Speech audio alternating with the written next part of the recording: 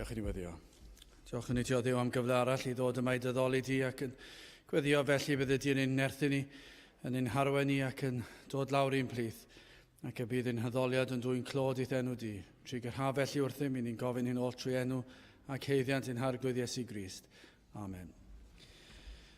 Dewch ni ddechrau'n gwasanaeth trwy ganu'r emyn rhif 591, 591 o amnerth i dreulio nyddiau yng nghynteddoedd ti fy nhad.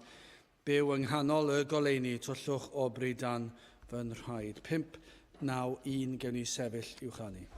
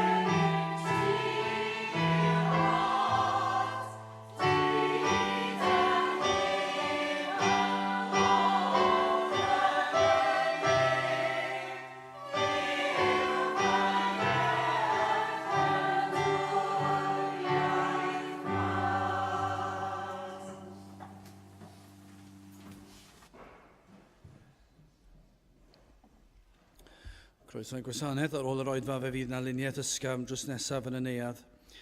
Fydd ein cwrgweddi misol yn cael ei chynnal ar y drydydd nos Iau o'r mis ac fydd y cwrgweddi nesaf yn cael ei chynnal Medi 18, Medi'r 19 am hanner awr wedi 7. Yn hoedfa nesaf pnawn Sul am hanner awr wedi 3.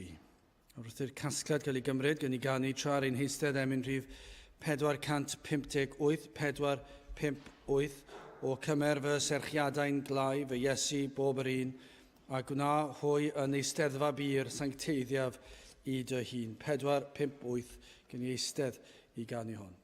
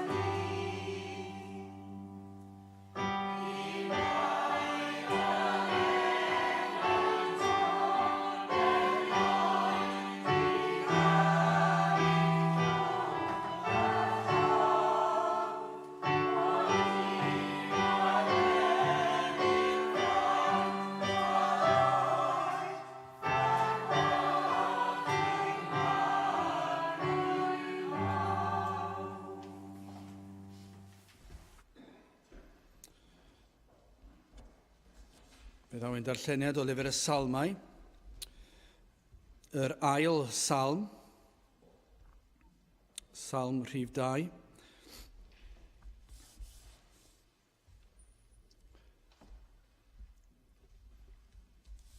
Paham y terfysga y cenhedloedd ac y myfyria bobloedd beth ofer.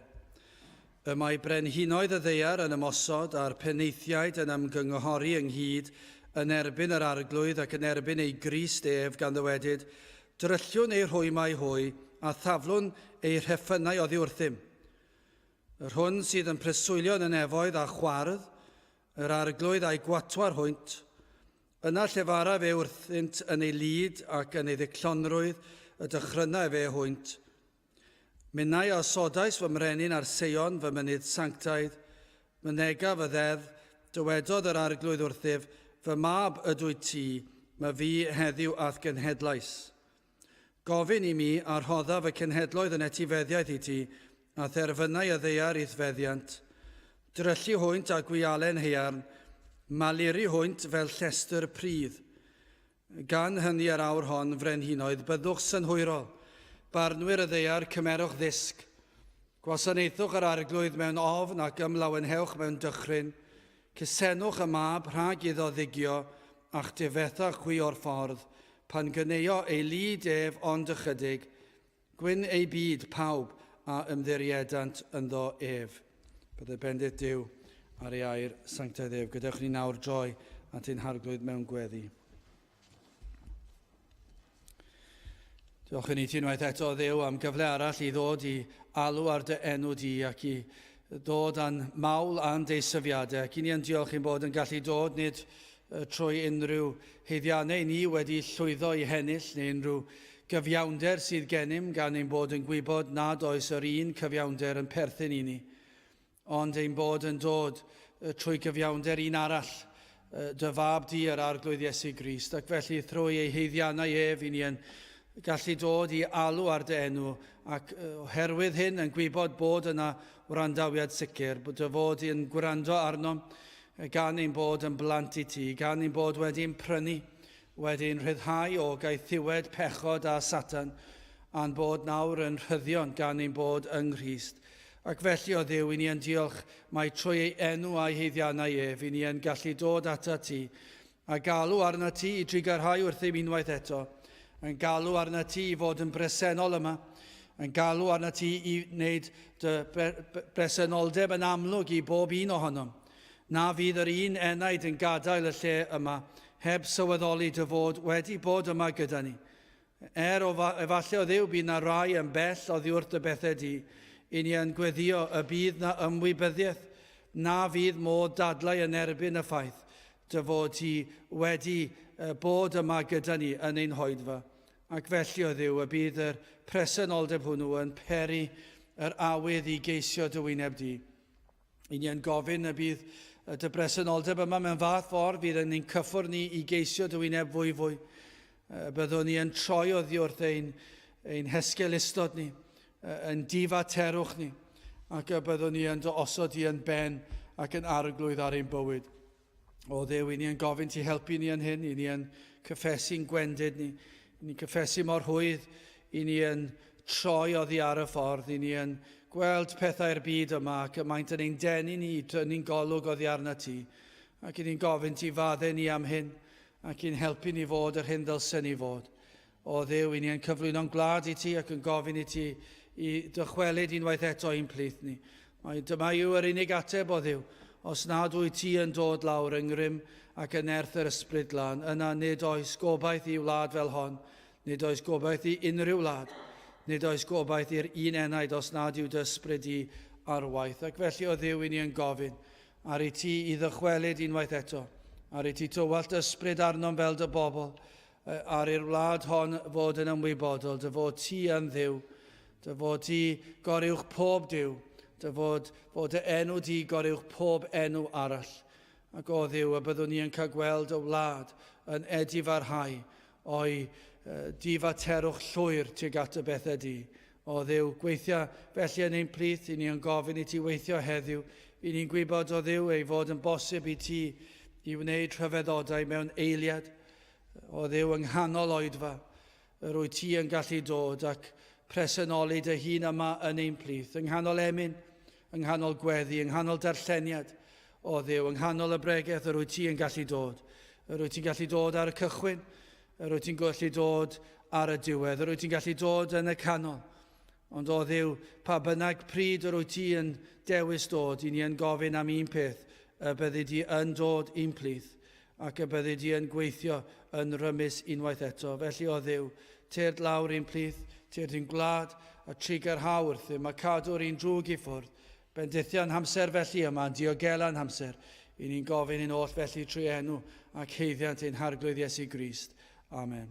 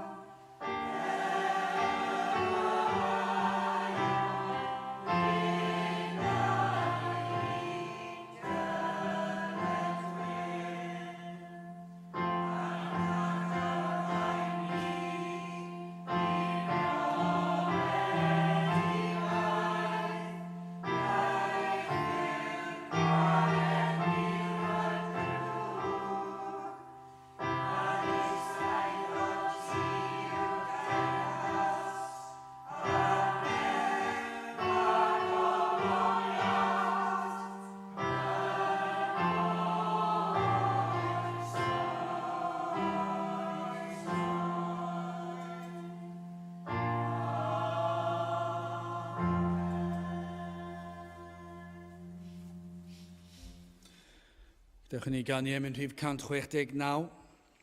169. O am gael ffydd i edrych gyda'r angylion fri i drefn yr iachawdwriaeth dirgelwch yn ddi-si. 169 gen i sefyll i'w chanu.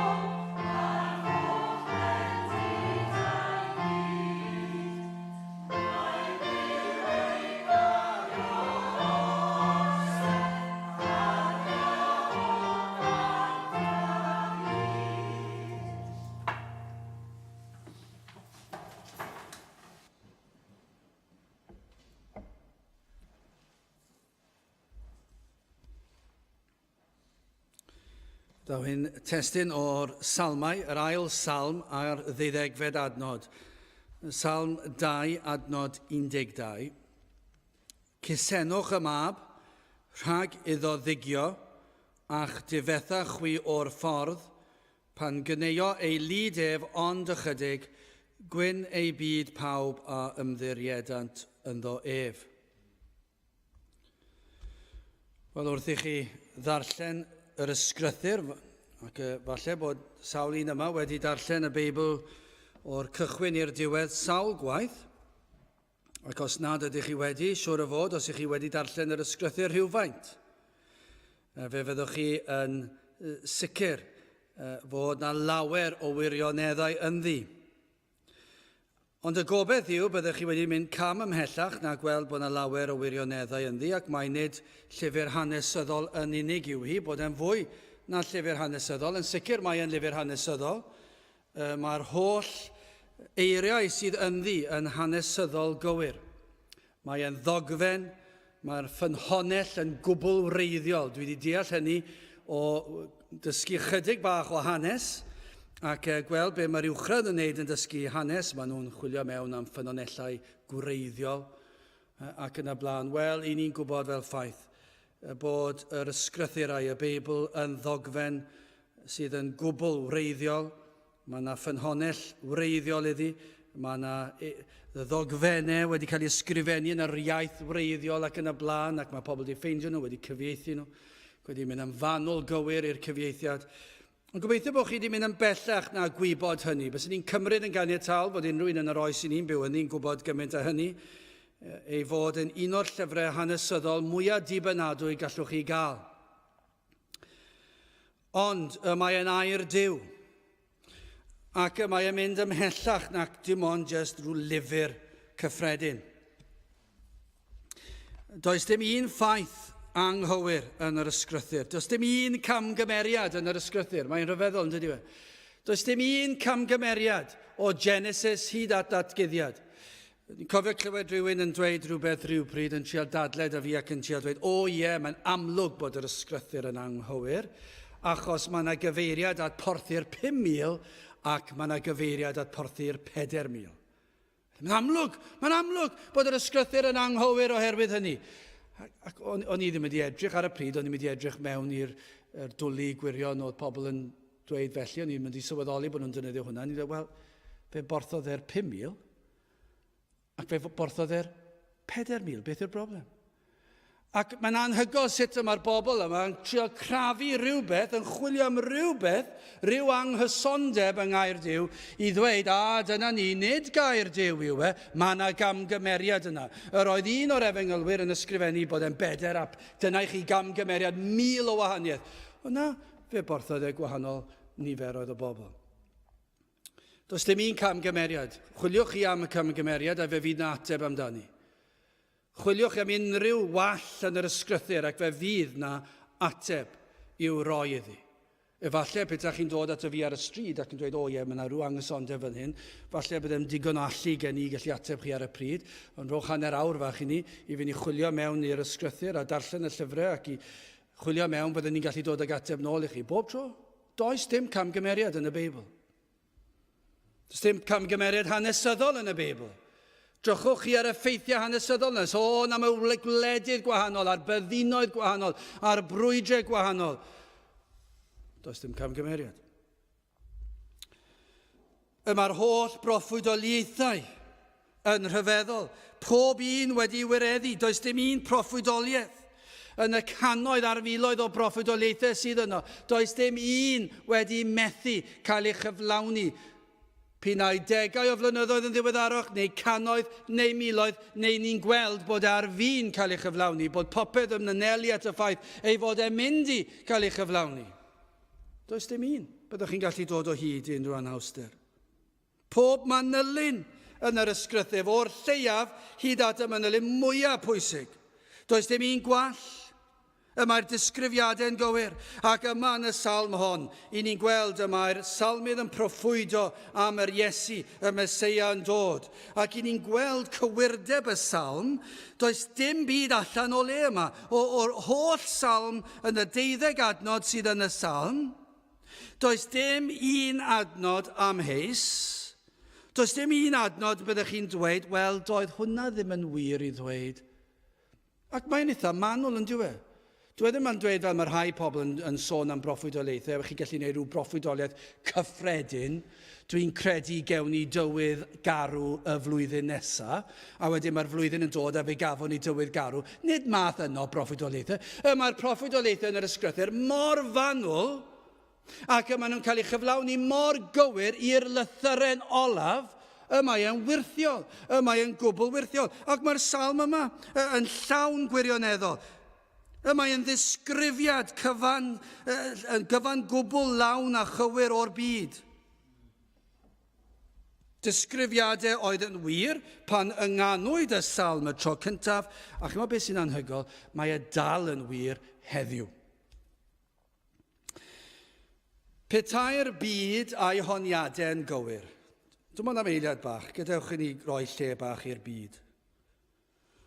A dweud, petai nhw'n gywir. Petai'r gwyddonwyr sydd yn honni bod y byd yn gwella a'i fod yn esblygu ac yn gwella bob dydd.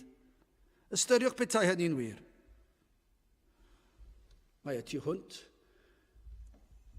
i ymgyffred, achos chi'n gwrando ar gwyddonwyr, chi'n gwrando ar gwleidyddion, chi'n gwrando ar yr anffawdwyr, chi'n gwrando ar y pobl yma sy'n gwadu bodolaeth Duw, chi'n gwrando ar ei damcaniaethau nhw, a dyn nhw ddim yn gwneud unrhyw sylw. Ac eto mae'r salm yn disgrifio natur ddynol fel ag yr oedd hi, fel ag y mae hi, ac fel y bydd hi ymhen blynyddoedd. Yn y salm yma, disgrifir y Meseia a'i deyrnas pan y bydde Crist yn dod, a fe ddisgrifir gwrthwynebiad i'w deyrnas e. Ac mae'r ffeithiau yma cafon nhw i gwireddu ar y pryd, yr oedden nhw'n wir pan ysgrifennwyd y salm, gwrthwynebiad y pobl at ddyfodiad y gwir Meseia, a pan ddath Crist, ac hyd heddiw mae'r ffeithiau dal mor bethnasol i galonau, hyd yn oed rhai yma heddiw. Wel, mae'r salm yn un rhyfeddol, o pob salm yn un arbennig, ond gan ein bod ni'n edrych ar y salm yma'r ail salm, mae'r salm yma yn un rhyfeddol. Wel, hoffwn ni edrych yn gyntaf ar y cwestiwn sydd yn y salm, yna'r cyhoeddiad sydd yn y salm, ac yn olaf y cyngor sydd yn y salm. Wel, yn gyntaf y cwestiwn. Cwestiwn sy'n cael ei osod, a mae'n gwestiwn i chi. Achos, yr oedd e'n gwestiwn at y cenhedloedd, neu at y bobl yn gyffredinol, ac allech chi ddweud, yr oedd e'n gwestiwn at y bobl yn gyffredinol pryd ysgrifennwyd y salm, ynganwyd y salm y tro cyntaf, ac mae'n gwestiwn i'r bobl dros y canrifoedd hyd heddiw. A'r cwestiwn yw hyn, dyma'r cwestiwn dwi eisiau chi ateb, os ych chi'n ddigon dewr i ateb e. Paham y terfysga y cenhedloedd ac y myfyria y bobloedd beth ofer? Dyna chi gwestiwn. Pam? Pam bod nhw'n terfysgu? Pam fod y bobl yn terfysgu ac yn myfyrio pethau ofer? Oherwydd, does dim synwyr yn y peth. Pam sydd rhaid cael y fath atgasedd at efengil Iesu Grist? A pam sydd rhaid cael y fath atgasedd at Grist? Pam fod na gysineb at un sydd mor rasol, sydd mor drigarog, sydd mor sanctaidd ac sydd mor berffaith? Pam?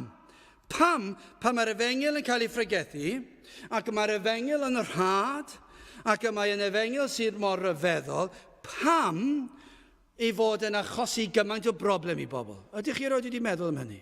Pam? Dyna be mae'r salmydd yn dweud, pam? Nawr, ni'n gwybod yr ateb. Na'r broblem, wel, dwi'n gwybod yr ateb, a fi'n rai ohonoch chi'n gwybod yr ateb. Os ych chi'n gwybod eich Beibl, fe fyddwch chi'n gwybod yr ateb, oherwydd y cwymp. Ac oherwydd cyflwr naturiol dynoliaeth, bod na gysineb, bod na wrthwynebiad at y da yn gynhenid yn omni. Felly ni yn gwybod yr ateb, ac yn sicr mi fydde'r salmydd yn gwybod yr ateb hefyd. I ni'n gwybod pam fod pobl yn gwylltio, ond dyw e ddim yn gwneud synwyr. Pa mae'r efengil mor rhyfeddol, mae dim ond daioni sydd yn dod o'r efengil, ac o Grist, mae dim ond daioni a pherffeithrwydd sydd yn dod o Grist. Ac eto I gyd bod na fath wrthwynebiad. Ond yr rheswm amdano fe yw fod y ffordd yn ganwyd ni yn bechaduriaid. Gan ein bod ni'n bechaduriaid, mae e'n gynhenid ynom ni bod na wrthwynebiad at sancteiddrwydd. Dyna sut y ganwyd baban bach. Mae pob baban bach sy'n cael ei eni yn naturiol yn casau sancteiddrwydd. Nawr, mi fydda nhw falle wrth tyfu fyny, dibynnu ar ei amgylchiadau nhw, ar hyn maen nhw'n cael profiadau ohono fe. Falle bydd rhai yn ceisio bod yn dda, ond dowch chi o hyd yn oed treini, y rhai sydd yn ceisio bod yn foesol pan y byddwch chi'n cyflwyno'r efengil iddyn nhw.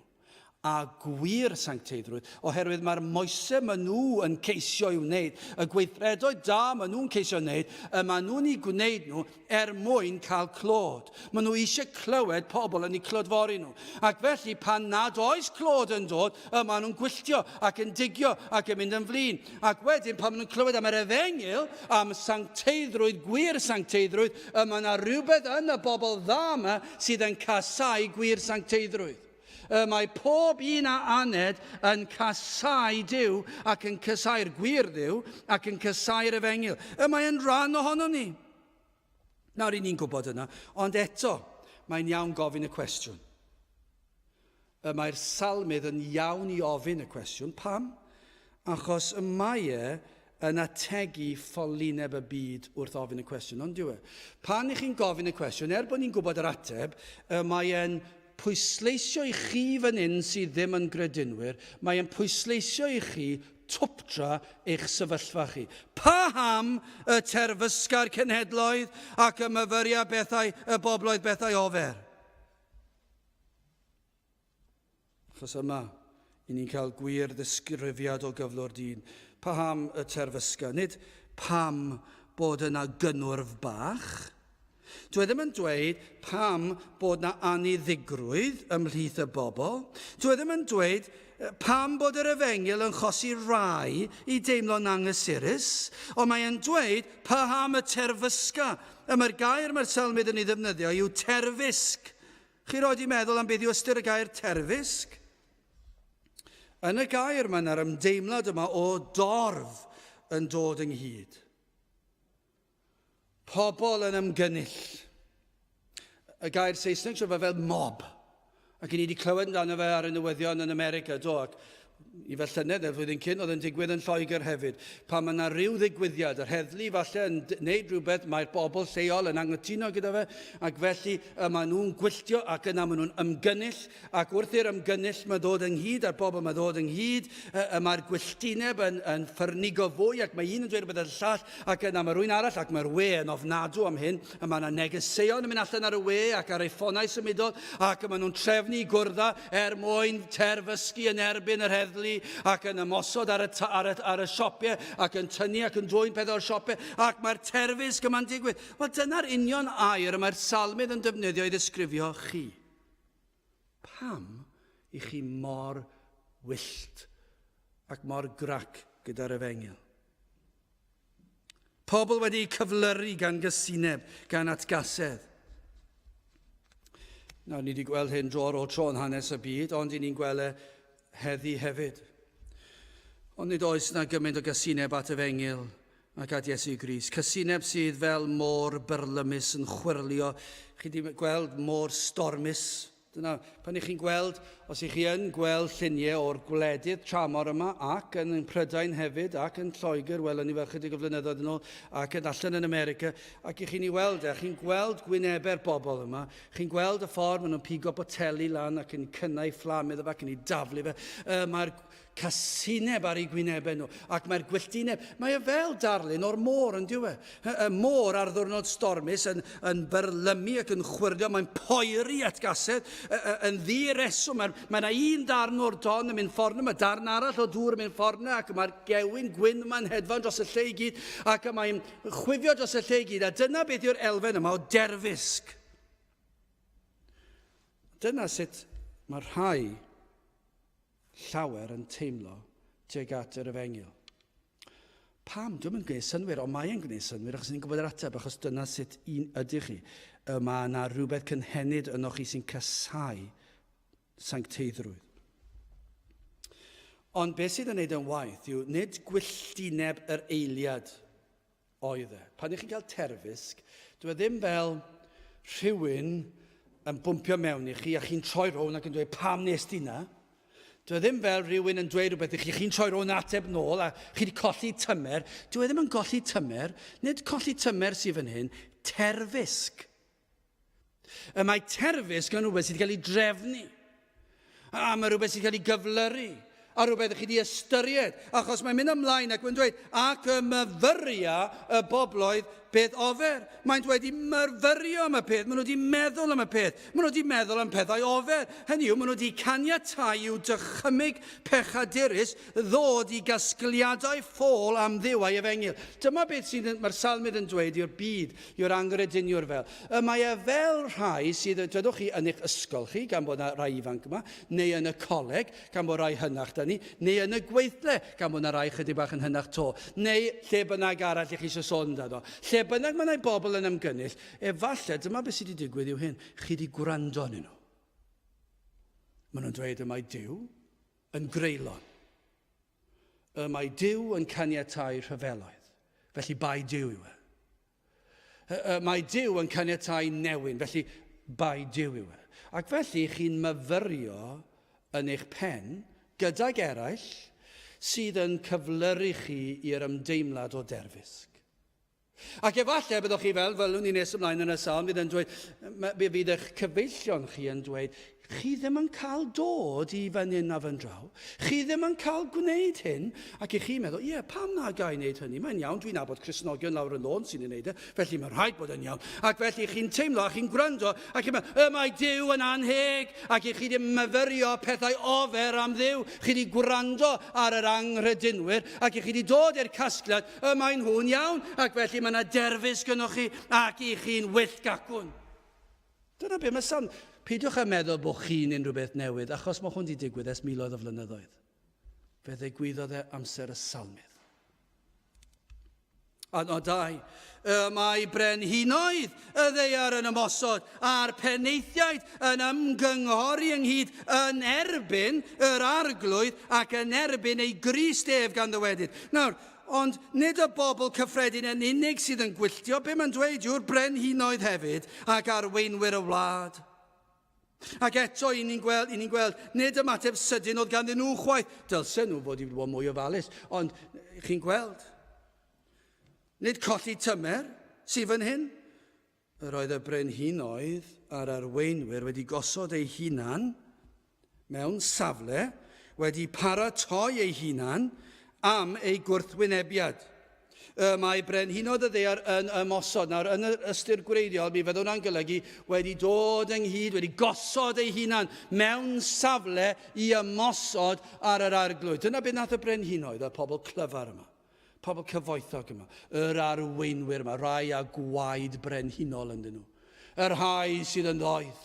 Roedd yr doethion yma wedi dod ynghyd, a be wnaethon nhw? Fe eisteddon nhw lawr, ac fe ystyrion nhw'r ffeithiau, ac fe wnaethon nhw ddod i'r casgliad, fe newn ni ymosod ar yr arglwydd. Dim byd gwahanol i'r bobl cyffredin. Fe nath y peneithiaid ymgynghori gyda'i gilydd. Yma chi'n gweld y trafod, ystyried ffeithiau, yn defnyddio rhesymeg pechadurus i drafod ei ymosodiad ar Grist ac ar yr efengil.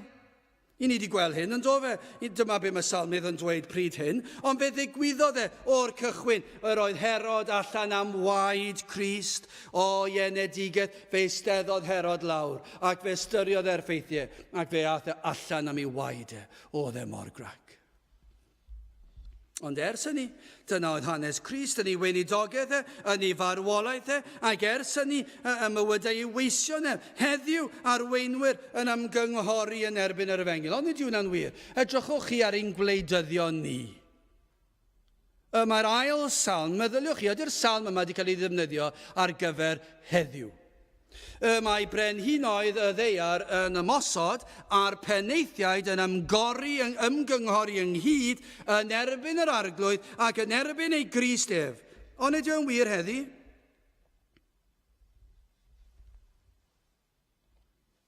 Mae yna benderfyniadau erchill yn cael ei wneud sydd yn wrthfeiblaidd gan ein pennaethiaid ni, gan ein gwleidyddion ni, gan ein prif weinidogion ni, gan ein arlywyddion ni, gan ein brenhinoedd ni. Yn sicr, mewn i fe wythnos neu ddoi, pan ddaw arweinwyr y byd i dde Cymru. Pryd maen nhw'n dod 4 ar 5 o Fedi, mae NATO yn cyrraedd Caerdydd, nôl pob sôn dydyn nhw. Pwy yw nhw arweinwyr mawr y byd? Obama'n dod, fi David Cameron yn dod, fi na bobl o bob man yn dod. Ac yn sicr i chi, na fydd yr un arweiniwr yn ystyried gair Duw yn ei penderfyniadau. Fi dim un yn agor y Beibl. Allai fod yn weddol sicr na fydd gair Duw yn dod yn agos i un o'r trafodaethau. Arweinwyr mwyaf byd yn dod ynghyd, fel dwedodd y salmydd, fe fydden nhw'n dod ynghyd ac fydden nhw'n dod ac yn gwneud penderfyniadau, fydd yn troi ar Grist ac ar yr Efengyl, fydd e ddim yn cyd-fynd ar Efengyl. I ni'n gwybod hynny.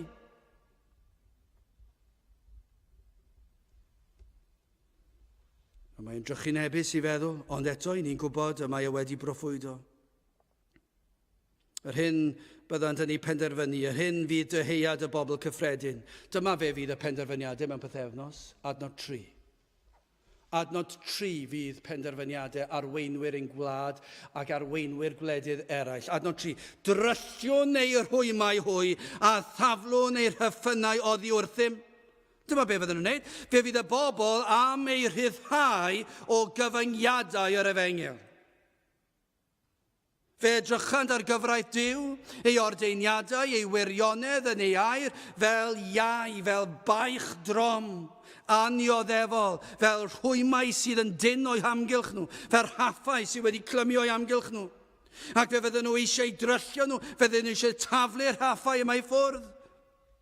Dyna beth fydd e. Dyna beth mae'r arweinyddion yn ei wneud. Maen nhw'n penderfynu ar ryw foesau sydd yn anfoesol ac maen nhw'n wneud rhyw deddf gwlad ac yn dweud y mae'n iawn i hyn ac yn anghywir y llall ac y mae'n groes i beth mae'r ysgrythur yn ei ddweud. A dyna'r oes i ni'n byw ynddi.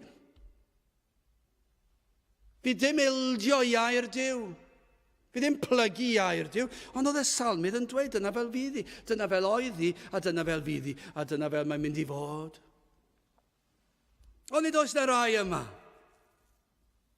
ac efallai rhai sy'n gwrando, yn meddwl am yr Efengyl fel rhwym tyn, fel rhaff tyn o'ch cwmpas chi. Fel rhaff gadarn wedi ei glymu o'ch amgylch, ac y mae'n eich rhwystro chi rhag cael hwyl, fel mae'r byd yn cael hwyl. Y mae'r rhwymau yma sydd yn eich atal rhag cael y sil hefyd i chwarae. Dyna sut teimlodd y bobl oedd adeg y salmydd a'r arweinwyr. Yr oedd yr arweinwyr yn meddwl fel hyn, dydyn ni ddim eisiau cyfyngiadau, caeth, cil, yr ysgrythur, na mae hwn yn rianodd. Dydyn ni ddim eisiau hwn, i ni eisiau rhyddhau ei hun ohono fe. Felly ni'n mynd i wneud rheolau sydd yn eich rhyddhau chi ohono fe. I ni'n mynd i daflu'r haffau yma i ffwrdd. A dyna sut mae rhai pobl yn teimlo. Dyna sut mae plant yn teimlo. Os nad yn dod i gredu, fyna fyddwch chi'n teimlo. Bydd na rai yn chi wrth i chi fynd yn hun, fe fyddwch chi'n sicr, os nad ydych chi wedi dod i gredu cyn hynny, yn teimlo fel hyn. Mae'r Efengyl yn fel rhwymau tyn o fy amgylch chi. Tristwch yw, nid fel na fydd i ym mhob eglwys Efengyledd. Achos mae yna rai plant a phobl ifanc yn tyfu fyny mewn rhai eglwysi Efengyledd, a dyw'r neges ddim yn sôn am unrhyw beth sydd fel rhwymau o'ch cwmpas chi. Achos yma yna ryddid i chi wneud yr hyn a fynnwch chi. Yma yna hybu i chi fod yr un mor fydol ar byd. Ac felly y mae'r ieuanc yn tyfu fyny ac yn gwneud proffes, ond yn mwynhau'r byd hefyd. Does dim byd yn ei caethiwa nhw, does dim byd yn ei rwystro nhw. A maen nhw'n mynd i'r capel, falle unwaith ar y sil, falle unwaith bob pythefnos, os maen nhw'n teimlo fel et, dim lot o ots. Nos Wener gyda ffrindiau, mynd allan i'r dre ac yn ymuno mewn gyda nhw, dim ots achos mae pob Christian yn ei wneud e.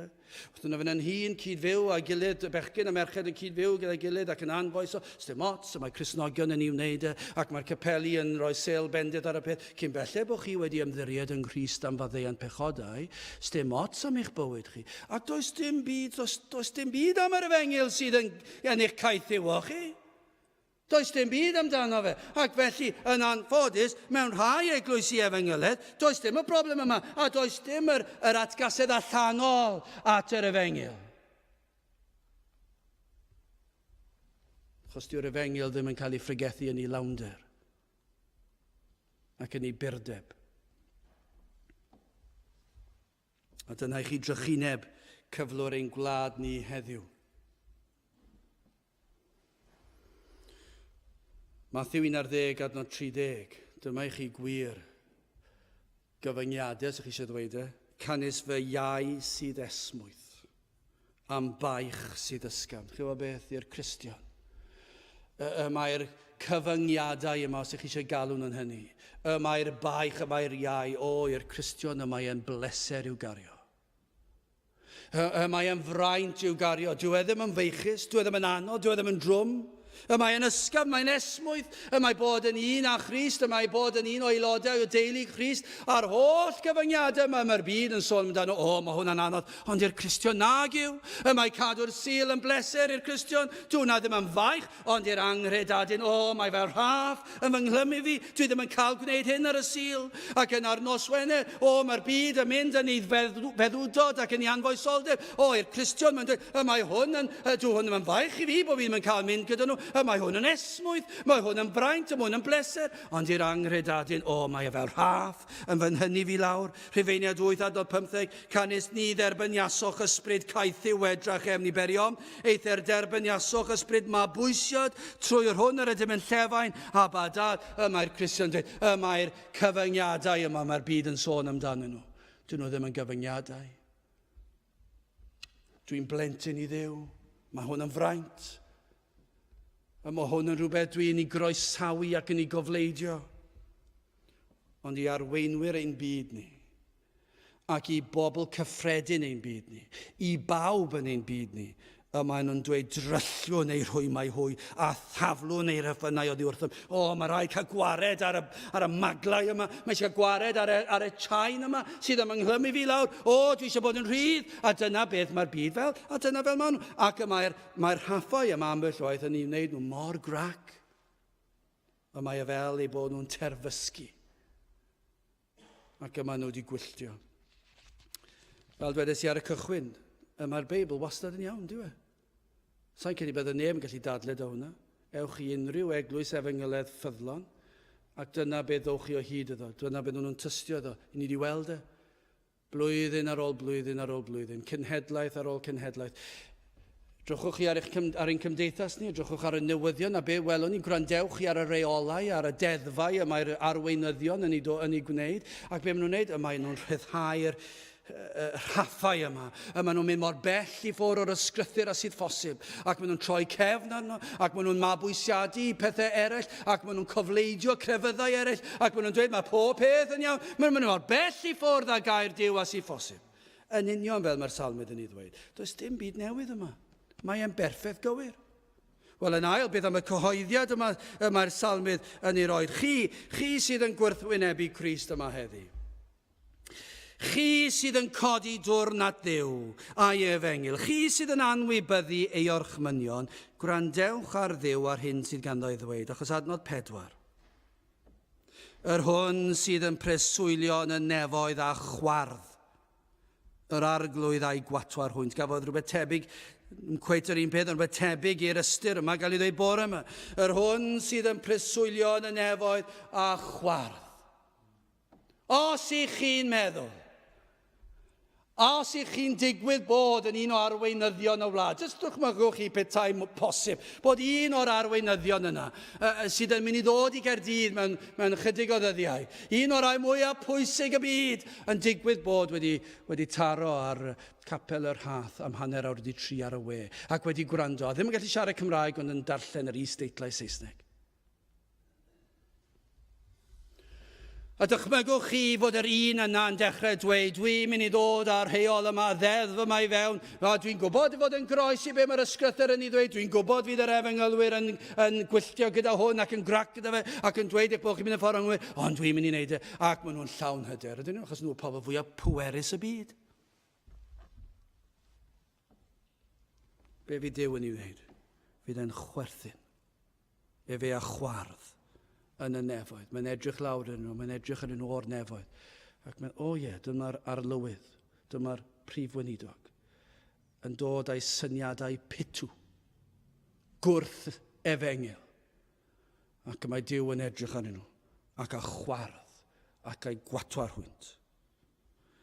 Peidiwch meddwl eich bod chi na brenhinoedd nac arweinwyr y byd yn gallu herio Duw. Peidiwch a meddwl na. Peidiwch chi a meddwl eich gallwch chi herio Duw. Fe chwardd ar eich twptra chi, ar eich ffolineb, petai arweinwyr y byd sydd yn dod yma mewn chydig o ddyddiau, petai'n yn ymgynghori ac yn datgan nad oes yna Dduw. A gallwn ni fyw fel y maen nhw. Dychmygwch chi beth nhw'n dweud yna. Dyna chi ffolineb llwyr. Beth nhw'n dweud hynny, bydda ddim yn newid. Byddai datganiad nhw ddim yn newid dim o ran Duw, fe fydd yn edrych arnyn nhw. Ac yn edrych lawr o'r nefoedd ac yn chwerthin arnyn nhw. Dyw Duw ddim yn mynd I boeni, beth os na fydd ei gynlluniau'n cael ei wireddu? Fe chwardd, ond mwy na hynny.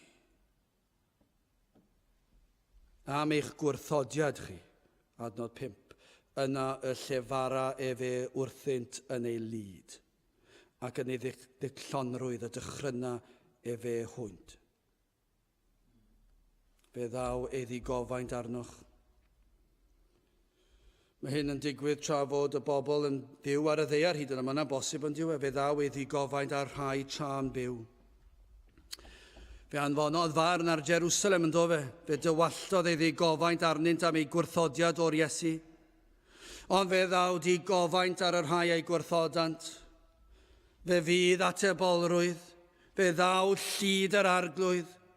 Beth bynnag dywed arweinwyr a brenhinoedd neu'r bobl cyffredin, beth bynnag dywed y papurau newydd, beth bynnag mae'r gwyddonwyr yn ei ddweud, yna y llefara fe wrthynt yn ei lyd. Fydd dim byd yn atal pwrpasau Duw. Beth bynnag y mae unrhyw genhedlaeth eisiau ddweud, does dim byd yn mynd I rwystro pwrpasau Duw. A beth yw pwrpasau Duw? Wel, adnod 6, mae'n dweud. Mae'r byd yn trial troi oddi wrth Dduw, ac maen nhw'n trial dweud eu bod nhw mor bwysig. Yr arweinwyr yma, mor bwysig, mor bwerus, ond nag sy'n rhaid un o'n nhw cael anwyd bach sydd yn troi'n rhywbeth mwy difrifol, a gallen nhw fod ar ei gwely angau cyn nhw droi rownd. Rhain sy'n mor bwerus, gallen nhw cael rhyw feirws bach neu rhyw germ bach yn dod mewn i'w cyrff nhw, ac fe allen nhw farw o fewn dyddiau. Rhain sydd yn gallu gwneud rhyw ddatganiadau gwirion yn erbyn y Beibl, a mae Duw yn dweud, os ych chi'n gwrthod fy ngair I, fe fedra I ddod lawr yn fy nigofaint, yn fy marn, hyd yn oed tra chi ar y ddaear, ond yn sicr fe ddaw barn rhyw ddydd. Adnod 6 ymlaen, dyma yw gynlluniau fe. Minnau a osodais fy mrenyn ar seion fy mynydd sanctaidd, mynega fy ddeddf, dywedodd yr arglwydd wrthyf, fy mab ydwyt ti, mae fi heddiw at genhedlau, sy'n ni'n sôn am Grist fan hyn, gofyn I mi ar hodda fy cenhedloedd yn etifeddiaeth I ti, a therfynau y ddeiar iddfeddiant, dryllu hwynt a gwialen heiarn, maluri hwynt fel llestr pridd. Dyna I chi fe fi teyrnas Crist yn cael ei sefydlu, a fi dim un brenin, dim un arweinwr, dim un pennaeth yn gallu rhwystro'r peth, ac dydyn nhw ddim wedi gallu chwaith. Ers dyddiau y salmydd, I ni wedi gweld fe wireddwyd y cyfan. Dyna I chi gyhoeddiad, dyna chi ddatganiad pendant, yn wyneb holl wrthwynebed y bobl, cyhoedda y dawr Meseia, ac fe sefydlu'r y teyrnas na fydd yn cael ei orchfygu, teyrnas a fydd yn llwyddo yn gadarn. Felly ofer yw eich gwrthwynebiad. Fe fydd y deyrnas yn parhau hyd tra gwyddordeb. Ni fydd yr un drwg yn gallu atal yr un o'i bwrpasau. Fe ddaw mab Duw ac fe lwydda yn yr hyn a ddaeth i'w wneud. Dyna beth oedd y salmydd yn dweud. Fe lwydda. Oedd y salmydd yn dweud, fe fydd y Meseia yn dod, ac yn ei enedigaeth fe fydd yn llwyddo. Fe driodd Herod fe driodd y brenin Herod, pob peth, ond fe fethodd e. Y dyn pwerus yna, ond fe fethodd e.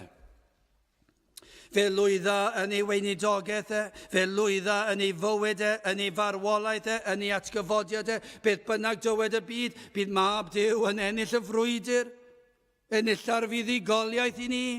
Fe ddaw barn ar y rhai ei gwrthodan. Dyna be mae'r salmydd yn dweud. Fe ddryllu'r hwynt. Fe torri'r hwynt fel llestr pridd yn deilchion. Mae'r 12fed adnod yn dweud hyn, cysenwch y mab pam, rhag iddo ddigio a'ch defetha chwi o'r ffordd, pan gyneio ei lyd ef ond ychydig, gwyn ei byd pawb am ddiriedant yn ef. Chymwch chi sydd yn gwrthod ffordd cyfiawnder. Chi sydd yn dewis y ffordd llydan. Chi sydd yn arwain, chi sydd yn hodio'r y ffordd sydd yn arwain at ddistriw. Cymerwch i'ch rybuddio fan hyn. Fe fydd na ddinistyr, ac fe fydd yn un sydyn, ac fe ddaw yn ddisymwdd. Pa bynnag pryd y daw, fe fydd yn sydyn, ac fe fydd yn ddisymwdd, ac fydd dim amser i wneud unrhyw beth. Fe fydd yn digio â chwi, am eich bod chi'n rhodio ar y ffordd anghywir. Eich bod chi wedi dewis cario ymlaen ar y ffordd anghywir. Eich bod chi wedi cael eich rybuddio, y rybydd sydd fan hyn, yma na ddatganiad o pwrpasau Duw y tad, ei fod wedi anfon ei fab i'r byd, ac fe fydd yn sefydlu ei deyrnas, ac na fydd yr un yn gallu atal ei pwrpasau ac fe fydd yn dod, ac fe fydd yn rhoi ei hun, ac fe fydd lwyddodd yn mhob peth, ym mhob rhan o'i fywyd. Ond mae'r rybydd fan hyn, tra bod cyfle â chi. Byddwch chi'n gwrando ac yn cymeryd eich rhybuddio, bod yna ddinistyr yn dod, ac y bydd yn un sydyn ac yn ddisymwdd. Wel, yn olaf i orffen, beth yw'r cyngor? Pa gyngor sydd yma i chi? Trwy gydol gair Duw, wrth bygwth barn, wrth rybuddio am ddigofaint a chanlyniadau gwrthryfela, yn aml neu bob tro fe gewch chi gysur yr efengil, gyda'r rhybydd ceir addewid o fendith. Fe geir cyngor ar sut i osgoi'r farn. Dyna beth sydd yn rhyfeddol yng Nghaerdydd. Mae yna rybydd ar ôl rhybydd ar ôl rhybydd. Ac gyda'r rhybydd, fe gewch chi gysur yr efengil a'r gobaith sydd i chi os newch chi wrando ar y rhybydd. Mae'r rhybydd ei hun yn ystyr y gair rhybydd, mae yna drigaredd yn ystyr y gair rhybydd. Achos pan ych chi'n cael eich rybuddio, mae'r rhybydd yn llawn trigaredd. Mae'r rhybydd yn gallu swndio yn frawychus achos chi'n sôn am farn. Ond y natur y gair, pan ych chi'n cael eich rybuddio gan fod y person sydd yn eich rybuddio chi ddim am i chi cael eich barnu. Ac felly mae yna ffordd o osgoi'r farn. Dyna beth yw'r rhybydd. A dyna beth yw'r efengil. Ceir cyngor ar sut i osgoi y farn yma. Chi sydd wedi bod yma, wedi cael eich rhybuddio sul ar ôl sul, wedi derbyn sawl rhybydd, gwrandewch ar adnod 10. Gan hynny ar awr hon frenhinoedd, byddwch synhwyrol. Barnwyr y ddeiar, cymerwch ddisg. Byddwch synhwyrol, cymerwch eich dysgu. Gwrandewch, ymatebwch. Doethineb yw gwrando ac ymateb. Dyna yw bod yn synhwyrol. Dyna be mae'r salmydd yn dweud. Mae fel bethau'n dweud oedd yr arweinwyr, na fyddech chi'n stopio bod mor uchel eich cloch amdano chi eich hunan bod chi'n frenin, neu bod chi'n arweinydd, neu bod chi'n rhywun pwysig, neu beth bynnag, neu siarad am y bobl cyffredin. Peidiwch a dyrchafu eich hunan i feddwl y gallwch chi benderfynu beth sy'n iawn. Na fyddech chi yn gwrando a bod yn synhwyrol. Byddwch chi'n cymeryd eich dysgu. 2 Corinthiaid 6:2, wele nawr yr amser cymeradwy, wele nawr ddydd yr iachawdwriaeth, nawr yw'r amser i fod yn synhwyrol. Dyna be mae'r salmydd yn ceisio dweud. Nawr yw'r amser i chi fod yn synhwyrol, wrth ystyried pa mor sydyn gall ddigofaint Duw ddod arnoch chi. Os ych chi'n ddoeth, os ydych chi am fod yn ddoeth mewn unrhyw faes, yna'r maes hon yw yr un pwysica. Byddwch ddoeth y materion yr enaid. y pethau sydd yn ymwneud â thragwyddoldeb. Os ych chi eisiau bod yn ddoeth mewn unrhyw beth, dyma beth pwysica gallech chi fod yn ddoeth amdano. Yw materion yr enaid. Does dim byd arall yn dod yn agos at bwysigrwydd materion yma. Byddwch synhwyrol, chi sydd ar y ffordd anghywir, beth am i chi weddio gweddi. Gai roi her fach i rai o'ch chi. Falle byddwch chi riofnus i wneud hyn.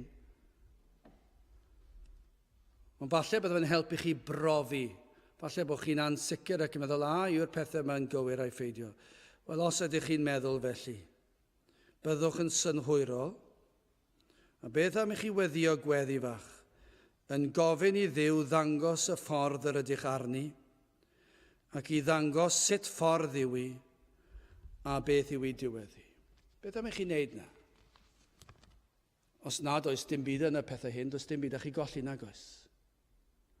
Dyna her i chi ddigon dewr i wneud hynny. Gweddio bydd Duw yn dangos i chi y ffordd i chi arni, dangos i chi sut ffordd yw hi, a dangos i chi beth yw i diweddu. Ydych chi'n fodlon gwneud hynny? Achos os ych chi mor hyderus bod yr hwymau yma'n iawn i'w taflu ffwrdd, yna gweddiwch y weddi yna. Os oes yna Dduw allech chi ddweud. Os wyt ti yna, dangos i mi y ffordd dwi arni, dangos i mi sut ffordd yw i, a dangos i mi ei diweddu. Ac os nad oes na Dduw, yna byddwch chi'n iawn te, byddwch chi wedi cario ymlaen ar eich ffordd chi, a mwynhau y 70 mlynedd nesaf sydd gyda chi yng nghanol tywyllwch angrydiniaeth na phechod ac anfoesoldeb. Ond, os oes yna Dduw, fel i ni'n gwybod bod na, i ni'n gweddio bydd y Duw yma'n agor eich llyged chi i ddangos i chi eich angen am waredwr, ac yn dangos i chi eich pechod, ac yna'r cyngor i'w adnod 12, cysenwch y mab. Pam? Rhag iddo ddigio, ach difethach wi o'r ffordd pan gynneo i lyd ef ond ychydig. Gwyn neu byd pawb ymddiriedant yn o ef. O mwyn osgoi barn, y cyngor yw cysenwch y mab. Be mae hwnna'n golygu? Be mae'r adnod yna'n golygu o ran cysanu'r mab? Sut mae'n bosib i ni cysanu'r mab? Wel, mae'n ddigon amlwg yn diwe. Cofleidiwch yr arglwydd Iesu Grist. Cofleidiwch popeth amdano. Cofleidiwch ei eni gwirthiol iddo adael y nef ein mwyn ni. Cofleidiwch ei blentyndod perffaith, ei flynyddoedd o weinidogaeth. Meddyliwch chi, cofleidiwch y ffaith fel plentyn bach yn tyfu fyny, na fi oedd e'n anifydd erioed. Cofleidiwch ei weinidogaeth, ei eiriau grasol, ei weithredoedd trigarog. Cofleidiwch ei wirthiau fe, iddo borthi'r 5,000 a'r 4,000. Cofleidiwch ei wirthiau goriwch naturiol. Cofleidiwch y ffaith iddo gyflawni'r ddeddf yn berffaith ein mwyn ni ac yn ein lle ni. Fe nath e fyw y bywyd perffaith sydd yn angenreidiol i ni cael mynedfau'r nefoedd, sydd yn amhosibl i ni wneud oherwydd ein pechod, ond fe nath Iesu Grist yn ein lle ni. Cofleidiwch, yna beth yw cysanu'r mab, cofleidiwch hynny. Cofleidiwch ei farwolaeth ar y groes, y man y cymerodd ein cosb yn ein lle. Dyna beth sydd eisiau chi cofleidio fwyaf oll allech chi hyn o dadle rhwng ei fywyd perffaith a'i farwolaeth ar y groes. Dewch, cofleidiwch y groes, cofleidiwch y mab ar y groes, lle gymerodd e'r gosb, di gofaint y tad yn cael ei dywallt arno am eich pechod chi. Chwa be mae cysanu yn arwydd o gariad. Cysenwch y mab o gariad. Chi sydd wedi dod at y groes ac wedi cofleidio y mab ac wedi cysanu'r mab, yr ydych wedi derbyn, yr ydych chi wedi credu, i chi wedi pwyso ar yr hyn a wnaeth, ei fod eich mwyn chi. Dyna beth yw e. Chi sydd wedi cysanu'r mab, be mae'n golygu yw hyn, i chi wedi dod trwy weddi at y groes ac i chi wedi pwyso ar ei rinweddau ar y groes, i chi wedi cofleidio'r groes, i chi wedi credu fod Iesu Grist wedi cymryd eich cosb chi.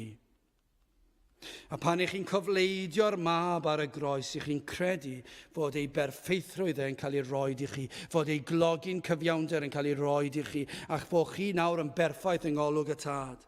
Ac ych chi'n pwyso ar popeth mae Crist wedi wneud eich mwyn chi. Ac felly, i chi yn ei garu fe. Dyna beth yw cysanu'r mab. I chi'n caru'r mab, caru'r arglwydd Iesu Grist. Byddwch chi'n abal i wasanaethu fe nawr. A llawenhau yn ddod 11, gwasanaethwch yr arglwydd mewn ofn, ac ymlawenhewch mewn dychryn. Fe fydd cusanu yma yn arwydd o ddarostyngiad. Fe fyddwch yn plygu yn ildio'n llwyr iddo, yn derbyn mae ef yn unig all eich achub chi, a thrwy ei waed ef yn unig y golchir chi'n lan, i chi'n darostwng eich hun yn llwyr iddo fe. Nid oes dim byd gan ni am falchio ynddo. Chybed, mae cusanu'r mab yn arwydd o addoliad. Fe fyddwch chi yn addoli ac yn dyrchafu enw Crist am yr hyn a wnaeth e drosoch chi. Bod eich iachawdwriaeth yn llwyr ynddo ef. Ac bod dod at Grist yw'r unig ffordd o osgoi'r farn ac osgoi digofaint y tad. Chybod, os ych chi am wir hapusrwydd, na dydy'r byd byth yn mynd i roed i chi, achos mae hapusrwydd y byd yn para rhywbeth fel 5 eiliad. Mae'r presennol chi'n ei fwynhau e. Ac efallai am 2 neu 3 eiliad ar ei ole, chi'n ei fwynhau e. Gyna mae di mynd yn angof i'r gorffennol. Dwi ddim yn bleser dim mwy. I ryw raddau ac i lawer mae yn mynd yn faich. Mae yna gydwybod yn dod i fewn ar ei ogrwydd. Ond os ych chi am wir hapusrwydd, yna dewch at y mab, at Iesu Grist, cymerwch olwg ar ei fywyd, cymerwch olwg ar fryn Calfaria ar y groes, y man enillodd y frwydr yn ein lle, ac mae'r adnod yma yn y salm yn dweud, gwyn neu byd pawb a ymddiriedant ynddo ef. Nawr wrth gloi, sut fedrwch chi wneud hyn? Wel, trwy weddi. Dyna sut ych chi'n gallu ymddiried yno ef. Dowch at y groes. Wrth gwrs, dydych chi ddim yn gallu dod yn llythrenol at y groes. Ond trwy weddi, chi'n gwybod am y groes ac ych chi'n cael golwg trwy ffydd ar fab Duw, yr Iesu yn gweidi trostoch chi. Ac wrth ddod, ymddiriedwch ynddo fe, ei fod wedi ennill eich iachawdwriaeth chi. A chi'n gwybod beth, wrth ddod trwy weddi, fe gewch chi rodd. A dim ond wrth ddod, i chi'n cael y rhodd. Ac fe gewch chi ffydd i gredu ac i ymddiried. Felly mae'r dod mae gwrando yn yr capel fan hyn, yn y cadeiriau lle chi, chi'n gwrando ac yna i chi'n meddwl, mae'r mab yn un, dwi am ei gusanu, dwi am ddod, sut fedra i wneud e? Wel, trwy weddi chi'n dod ac chi'n dweud, Iesu Grist, maddau mi fy mhechodau, tri garhaw wrthyf. A chi'n gwybod beth, wrth ddod, i chi'n gofyn, i chi'n dweud, dwi ddim yn gallu credu hyd yn oed, mae fy ffydd i mor wan. Ond wrth ddod, wrth cyffesu eich pechod a'ch gwendid, mae'r ysbryd yn dod ac yn rhoi anreg i chi. Yr anreg yw ffydd. Ffydd achubol. Ffydd sydd yn galluogi chi ymddiried eich enaid yng nghrynweddau'r mab. Chwa beth sy'n digwydd wrth i chi ymddiried? Fe syrth baich eich pechod oddi ar eich ysgwydd. Eich gwrthryfela fe fydd yn syrthio i ffwrdd. Yr eogrwydd yn syrthio i ffwrdd, ac fe fydd yn ei gymryd ac yn ei taflu mor bell yw'r dwyrain o'r gorllewin. A gwyn bydd eich byd chi wedyn. Dyna beth mae salmyd yn ei ddweud. A gwyn bydd eich byd o nawr hyd dragwyddoldeb. Os newch chi cusanu'r mab, os newch chi gofleidio'r mab, yr arglwydd Iesu Grist, nid gwyn bydd eich byd chi os fyddwch chi fel yr adnod gyntaf. Mae'r adnod gyntaf yn disgrifio pa ham y terfysga y cenhedloedd ac y myfyriau y bobl oedd beth ofer. Dyna chi wahaniaeth rhwng yr un sydd yn terfysgu oddi fewn ac yn gwylltio gyda'r efengil. Mae e'n gaeth, mae'n fy rhwystro fi rhag cael hwyl. Dwi ddim yn gallu gwneud yr hyn dwi eisiau. Dwi'n yn ganiatáu fi cael mwynhau a cael yr holl beth yna. Dyna chi wahaniaeth i'r Cristion.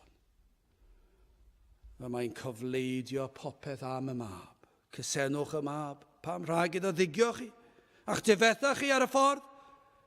Pan gynneo i lyd ef ond ychydig, ond wedyn mae'n dweud hyn. Chi sydd wedi cysanu'r mab. Gwyn ei byd. Pawb a ymddiriedant ynddo ef. Gadewch i ni weddio. O Dduw, i ni yn diolch i ti am dy drigaredd. I ni yn diolch i ti am dy rybuddion. I ni yn diolch i ti am yr efengil, y sanctaidd sydd yn dod gyda'r rhybuddion. Ac yn diolch bod yna modd a posibilrwydd i bechaduriaid fel ni cusanu'r mab, cofleidio'r mab, pwyso ac ymddiried yn llwyr yn ei rhinweddau ef. O Dduw, trig ar hawr ddim, ni'n gweddio byd ysbryd ar waith yn rhoi rhoddion o ffydd i bobl i gredu. Tyrd gweithio yn ein plith ni, ni'n gofyn hyn o trwy enw ac heiddiant ein harglwydd Iesu Grist. Amen. Gydewch ni orffen ein gwasanaeth trwy ganu'r emyn rhif 191. 191, dacw gariad, dacw bechod, heddiw illdau ar ben y bryn, hwn sydd grif, hwn acwn gadarn, pwy yn illar ymgyrch hyn, cariad, cariad, welai'n perffaith gario'r dydd. 191 gen i sefyll i'w chanu.